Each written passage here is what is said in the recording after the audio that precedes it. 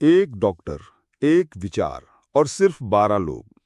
किसी ने नहीं सोचा था कि ये शुरुआत एक दिन दुनिया का सबसे बड़ा स्वयंसेवी संगठन बन जाएगी। एक ऐसा संगठन जिसे सुनते ही राजनीतिक गलियारों की धड़कनें तेज हो जाती हैं। तो आखिर क्या है आरएसएस? सिर्फ एक सामाजिक संगठन या राजनीति की सबसे मजबूत जड़? क्या यह हिंदू राष्ट्र की अवधारणा का पोषक है या समाज सेवा का प्रतीक? आज हम जानेंगे राष्ट्रीय स्वयंसेवक संघ यानी आरएसएस की पूरी कहानी, इतिहास, उद्देश्य, कार्यप्रणाली और विवाद। तो चलिए चलते हैं इतिहास के उन पन्नों में जहां एक संगठन का बीज बोया गया था। 1925 साल वो जब एक डॉक्टर ने नागपुर में एक संगठन की नींव रखी। नाम था डॉक्टर केशव बलराम हेडगेवार। उद्देश्य था हिंदू समाज को संगठित करना और उसे विदेशी शासन से उबारने के लिए तैयार करना। डॉक्टर हेडगेवार बंगाल के क्रांतिकारी संगठन अनुशीलन समिति से जुड़े और जेल भी गए। फिर वो लोकमान्य बाल गंगाधर तिलक के कहने पर कांग्रेस से जुड़े। लेकिन 1917 में जब कांग्रेस ने खिलाफत आंदोलन का समर्थन किया, वो क्षण डॉक्टर हेडगेवार के लिए निर्णायक था। उन्हें लगा कि ये एक राजनीतिक अपीजमेंट है, ना कि राष्ट्रीय हित। फिर उन्होंने तय किया अब कुछ अलग करना होगा।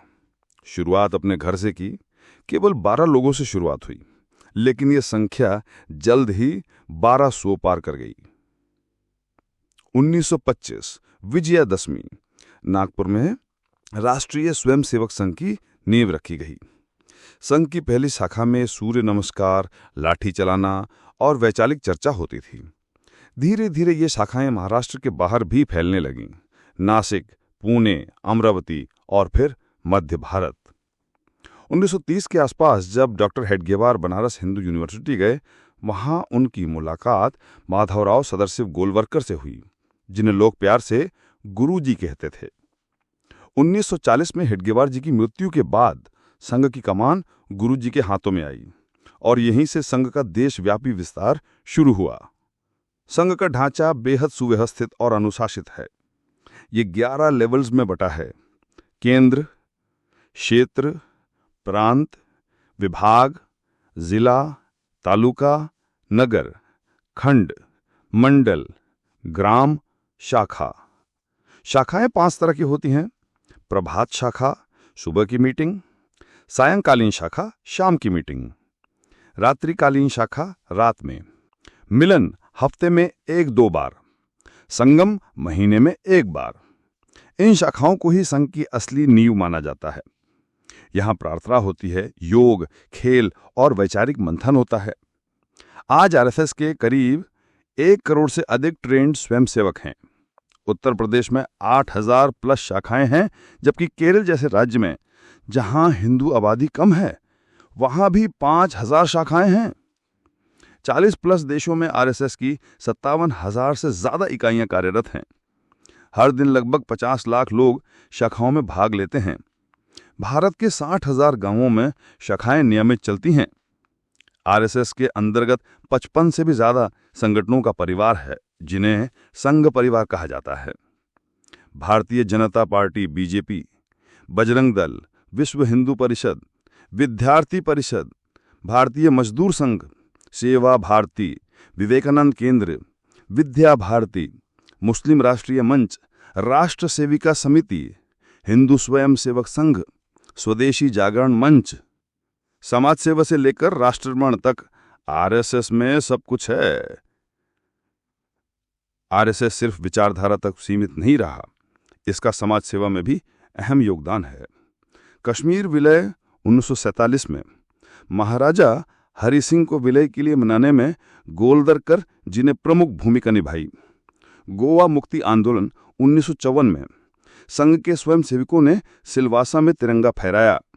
1962 में इंडो चाइना वॉर में सेना को भोजन, सहायता और राहत में संघ की बड़ी भूमिका। 1965 में इंडिया पाक वॉर में घायल सैनिकों के लिए सबसे ज्यादा रक्तदान। भोपाल गैस त्रासदी, गुजरात भूकंप, उत्तराखंड बाढ़, कोविड महामारी हर जगह संघ के स्वयंसेवक सबसे पहले पहुंचे। इतना सब करने के बावजूद आरएसएस हमेशा विवादों में क्यों रहता है? संघ पर 3 बार बैन लग चुका है। 1948 गांधी जी की हत्या के बाद, 1975 इंदिरा गांधी द्वारा लगाई गई इमरजेंसी के बाद, 1992 बाबरी मस्जिद ढांचे के विध्वंस के बाद। हर बार संघ ने खुद को पुनर्गठित किया और भी मजबूत होकर सामने आया। संघ खुद को गैर राजनीतिक कहता है, लेकिन राजनीति से उसका संबंध कभी छिपा नहीं।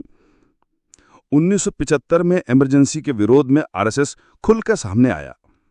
1989 में राम जन्मभूमि आंदोलन में कांग्रेस और फिर वीपी सिंह की राजनीति पर भी आरएसएस का प्रभाव साफ दिखा।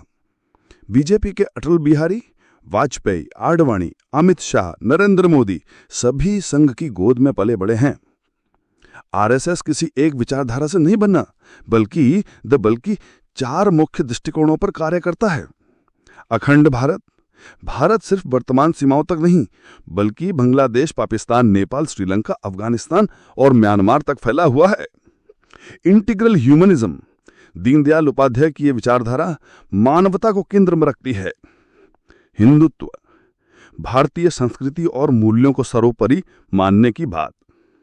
संस्कृतिवाद, परंपरा और आध्यात्म को आधुनिकता से जोड़ना। जहां एक ओर आरएसएस को भारत की रीढ़ कहा जाता है, वहीं दूसरी ओर इस पर कई गंभीर आरोप भी लगे हैं। इनमें से कुछ आरोप राजनीति से जुड़े हैं, कुछ विचारधारा से और कुछ संघ के कार्यशैली से। तो चलिए जानते हैं वो बातें जो संघ को आलोचना के घेरे में लाती हैं। पहला, संघ पर अक्सर आरोप लगाया जाता है कि वो मुस्लिम और ईसाई समुदाय के प्रति पक्षपाती है। विरोधियों का कहना है कि आरएसएस एक ऐसा भारत चाहता है जो पूरी तरह से हिंदू राष्ट्र हो और इसमें अल्पसंख्यकों की पहचान कमजोर हो जाए। हालांकि संघ का दावा है कि वे सभी भारतीयों को एक सांस्कृतिक राष्ट्रवाद से जोड़ना चाहते हैं, ना कि धर्म के आधार पर भेदभाव करना। दूसरा, संघ की कार्यशैली में महिलाओं की भूमिका सीमित मानी जाती है। भले ही राष्ट्र सेविका समिति महिलाओं के लिए बनी हो, लेकिन मुख्य आरएसएस में महिलाओं की प्रत्यक्ष भूमिका ना के बराबर है। इस वजह से संघ को अक्सर पितृसत्तात्मक संगठन भी कहा जाता है। तीसरा, संघ के अंदर जो निर्णय लिए जाते हैं वो एक छोटे से नेतृत्व समूह द्वारा लिए जाते हैं। न चुनाव होते हैं, न सार्वजनिक रिपोर्टिंग। इस पर आलोचक कहते हैं कि एक संगठन जो लोकतंत्र की बात करता है, उसके अंदर खुद में लोकतंत्र क्यों नहीं है। चौथा, संघ पर यह भी आरोप लगा है कि वो शिक्षा व्यवस्था और इतिहास लेखन को अपनी विचारधारा के अनुसार ढालना चाहता है। कई बार एनसीईआरटी की किताबों में बदलाव को लेकर आरएसएस की विचारधारा की छाया देखने को मिली है। पांचवा, हालांकि आरएसएस ने खुद को नाथूराम गोडसे से अलग बताया है, फिर भी आलोचक बार बार इस लिंक को उछालते हैं। 1948 में गांधी जी की हत्या के बाद संघ पर बैन लगाया गया और आज भी इस घटना को संघ विरोधी दल मुद्दा बनाते हैं।